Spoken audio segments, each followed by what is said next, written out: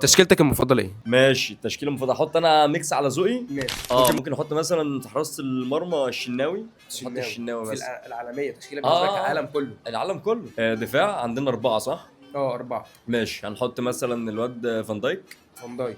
فان جنبه؟ دايك جنبه الولا راموس. راموس. ماشي. على الجناح هنا، على الظهير هنا على الجناح والظهير بقى اللي يسلمه آه. محمد هاني. محمد هاني يسلمه. محمد هاني يسلمه. الناحيه الثانيه بقى ممكن مجدي قفشه. مجدي قفشه. خلاص ماشي. ممكن. خط نص بقى. خط نص ممكن نحط وائل جمعه.